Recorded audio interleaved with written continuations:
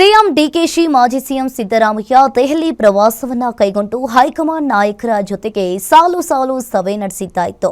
AICC ಅಧ್ಯಕ್ಷರು ಹಾಗೂ ಪ್ರಧಾನ ಕಾರ್ಯದರ್ಶಿಗಳಿಗೆ ಪಟ್ಟಿ ನೀಡಿದ್ದು ಆಯಿತು. ಆದರೆ ಸಚಿವ ಸಂಪುಟ ವಿಸ್ತರಣೆಗೆ ರಾಹುಲ್ ಗಾಂಧಿ ಗ್ರೀನ್ ಸಿಗ್ನಲ್ ನೀಡದೇ ಇರುವುದಕ್ಕೆ ನೀಟ್ ಹೋರಾಟ ನೆಪ ಮಾತ್ರನಾ ಎಂಬ ಚರ್ಚೆ ಈಗ ಶುರುವಾಗಿದೆ.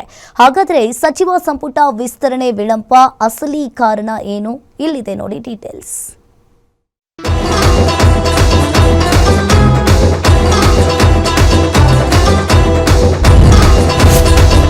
ಸಚಿವ ಸಂಪುಟ ವಿಸ್ತರಣೆ ವಿಳಂಬ ಏನಿದು ರಾಹುಲ್ ಲೆಕ್ಕ? ನೀಟ್ ಹೋರಾಟದ ನೆಪದಲ್ಲಿ ನಡೀತಿದೆಯಾ silent survey? DK Shivakumar CM ಆದಾಗಿನಿಂದಲೂ ಪೂರ್ಣ ಪ್ರಮಾಣದ ಕ್ಯಾಬಿನೆಟ್ಗೆ ಒಂದಲ್ಲ ಒಂದು ಅಡೆತಡೆಗಳು ಬರ್ತಲೇ ಇವೆ. ಇರೋ 20 ಸ್ಥಾನಗಳನ್ನ ತುಂಬಿಕೊಳ್ಳಲು ರಾಜ್ಯ ನಾಯಕರು ಪದೇ ಪದೇ ದೆಹಲಿ ದಂಡಯಾತ್ರೆ ಮಾಡಿ ಕಸರತ್ತು ಮಾಡ್ತಿದ್ದಾರೆ. ನಾನು ಮಂತ್ರಿ ಆಗ್ಬೇಕು, ನನಗೆ ಅವಕಾಶ ಸಿಗಬೇಕು ಅಂತ ಮಂತ್ರಿ ಸ್ಥಾನದ ಆಕಾಂಕ್ಷಿಗಳು ರಾಜ್ಯ ನಾಯಕರಿಂದ ಹಿಡಿದು ಹೈಕಮಾಂಡ್ ನಾಯಕರವರೆಗೂ ಲಾಬಿ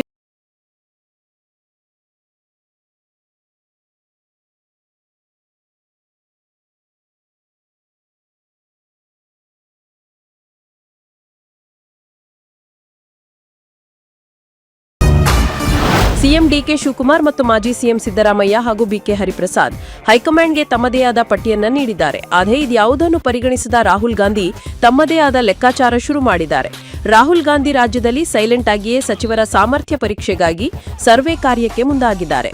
ಮುಂಬರುವ ಚುನಾವಣೆ ಗೆಲ್ಲಲು ತಮ್ಮದೇ ತಂಡವನ್ನ ಕಳುಹಿಸಿ ಶಾಸಕ ಮೌಲ್ಯಮಾಪನಕ್ಕೆ ಮುಂದಾಗಿದ್ದಾರೆ. ಹಾಗಾದ್ರೆ ರಾಹುಲ್ ಲೆಕ್ಕಾಚಾರ ಏನು ಅನ್ನೋದನ್ನ ನೋಡೋದಾದ್ರೆ, ಡಿಕೆ ಸಂಪುಟಕ್ಕೆ ರಾಹುಲ್ ಹೊಸ ಪ್ಲಾನ್. ಮುಂಬರುವ ಚುನಾವಣೆಗಳಿಗಾಗಿ ಪಕ್ಷ ಸಂಘಟನೆ ಬಹಳ ಮುಖ್ಯ. ರಾಜ್ಯದಲ್ಲಿ ಹೊಸ ಮುಖಗಳಿಗೆ ಅವಕಾಶವನ್ನ ನೀಡಬೇಕು. ಈ ಹಿಂದೆಯೆಲ್ಲ ಹೈಕಮಾಂಡ್ ನಾಯಕರು, ಪ್ರಧಾನ ಕಾರ್ಯದರ್ಶಿ, ರಾಜ್ಯ ಉಸ್ತುವಾರಿಗಳ ನಿರ್ಧಾರದ ಮೇಲೆ ಸಚಿವರ ಆಯ್ಕೆ ಪ್ರಕ್ರಿಯೆಯನ್ನ ನಡೆಸುತ್ತಿದ್ದರು. ಆದರೆ ಯಾರ ಮೇಲೆಯೂ ಡಿಪೆಂಡ್ ಆಗದೆ ಸರ್ವೆ ಮೂಲಕ ಆಯ್ಕೆಗೆ ಪ್ಲಾನ್, ವರದಿ ಆಧಾರದ ಮೇಲೆ ಸಚಿವ ಸ್ಥಾನಕ್ಕೆ ಶಾಸಕರಿಗೆ ಅವಕಾಶ ಕೊಡಲು ನಿರ್ಧಾರ. Whenever I was being called, I will go. They are very busy with this other work. Everything is on cards. We will do it. ಒಟ್ಟಾರೆ ದೇಶದಲ್ಲಿ ನಡೆಯುತ್ತಿರುವ ನೀಟ್ ಹೋರಾಟದಿಂದಾಗಿಯೇ ಸಚಿವ ಸಂಪುಟ ವಿಸ್ತರಣೆ ವಿಳಂಬವಾಗ್ತಿದೆ ಅನ್ನುವ ಮಾತುಗಳು ಕೇಳಿ ಬಂದಿತ್ತು. ಆದರೆ ಈಗ ರಾಹುಲ್ ಪ್ಲಾನೇ ಬೇರೆಯದ್ದಾಗಿದೆ. ಇರೋ 20 ಸ್ಥಾನಗಳಲ್ಲಿ ಯಾರ್ಯಾರಿಗೆ ಮಂತ್ರಿಪಟ್ಟ ಸಿಗುತ್ತೆ ಅನ್ನೋದೇ ಈಗ ಕುತೂಹಲವು ಹೆಚ್ಚಾಗಿದೆ. Durgesh Nayak, political bureau, guarantee news, Bengaluru.